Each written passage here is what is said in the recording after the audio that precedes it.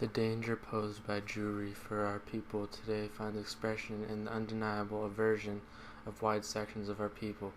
The cause of this aversion is not to be found in clear recognition of the consciously or unconsciously systematic and pernicious effects of the Jews, and totally upon our nation. Rather, it arises mostly from personal contact and from the personal impression which the individual Jew leaves, almost always an unfavorable one. For this reason, anti-Semitism is too easily characterized as a mere emotional phenomenon. And yes, this is incorrect. Anti-Semitism as a political movement may not and cannot be defined by emotional impulses, but by recognition of the facts. The facts are these. First, Jewry is absolutely a race and not a religious association. Even the Jews never designated themselves as Jewish Germans, Jewish Poles, or Jewish Americans, but always as German, Polish, or American Jews. Jews have never yet adopted much more than the language of the foreign nations among whom they live. A German who is forced to make use of the French language and French, Italian in Italy, and Chinese in China does not thereby become a Frenchman, Italian, or Chinaman. It's the same with the Jew who lives among us and is forced to make use of the German language. He does not thereby become a German.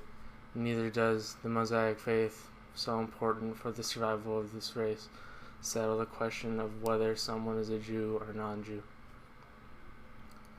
There is scarcely a race whose members belong exclusively just to one definite religion. Through thousands of years of the closest kind of interbreeding, Jews in general have maintained their race and their peculiarities far more distinctly than many of the people among whom they have lived. And thus comes the fact that there lives amongst us a non-German alien race which neither wishes nor is able to sacrifice its racial character or to deny its feeling, thinking, and striving.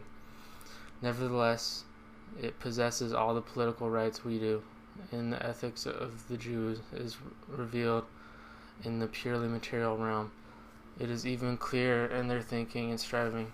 Their dance around the golden calf is becoming a merciless struggle for all those possessions we prize most highly on earth.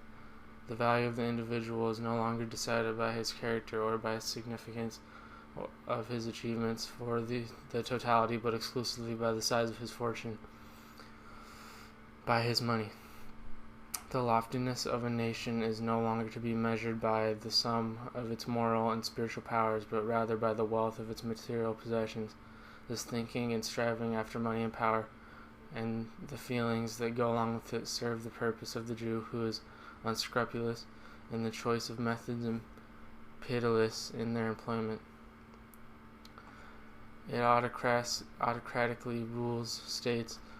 He whines for the favor of his majesty and misuses it like a leech fastened upon the nations. In democracies, he vies for the favor of the masses, cringes before the majesty of the people, and recognizes only the majesty of money. He destroys the character of princes and Byzantine flattery, national pride, with ridicule and shameless breeding to depravity.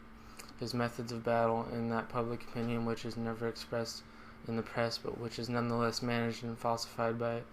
His power is the power of money, which multiplies in the hands effortlessly and endlessly through interest, and which forces peoples under the most dangerous of yokes. Its golden glitter, so attractive in the beginning, conceals the ultimately tragic consequences. Everything men strive after, a higher goal, be it religion, socialism, democracy, is to the Jew only means to an end. The way to satisfy his lust for gold and domination, and his effects and consequences, he is like a racial tuberculosis of the nations. The deduction from all this is the following: anti-Semitism based on purely emotional grounds will find its ultimate expression in the form of pogrom. Anti-Semitism based on reason, however, must lead to systematic legal combating and elimination of the privileges of the Jews, and distinguishes the Jews from the other aliens who live among us. The ultimate objective must, however, be the irrevocable removal of the Jews in general. For both these ends, a government of national strength, not of national weakness, is necessary.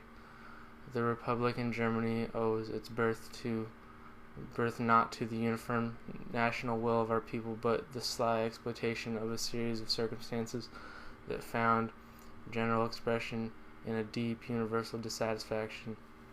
These circumstances, however, were independent of the form of the state and are still operative today, indeed more so now than before. Thus, a great portion of our people recognizes that a changed state form cannot in itself change our situation. For that, it will take a rebirth of the moral and spiritual powers of the nation.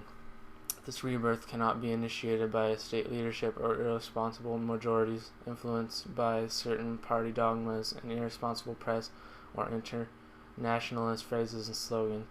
It requires instead the ruthless installation of nationally minded leadership personalities with an inner sense of responsibility. However, these facts deny to the Republic the essential inner support of the nation's spiritual forces.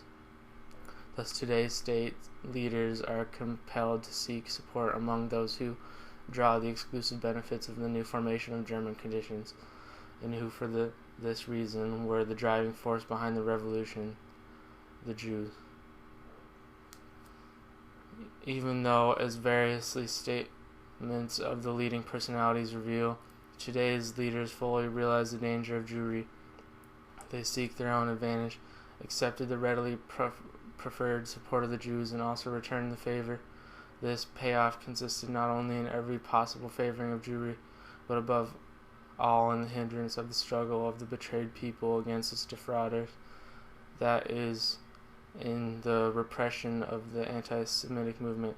Respectfully, Adolf Hitler.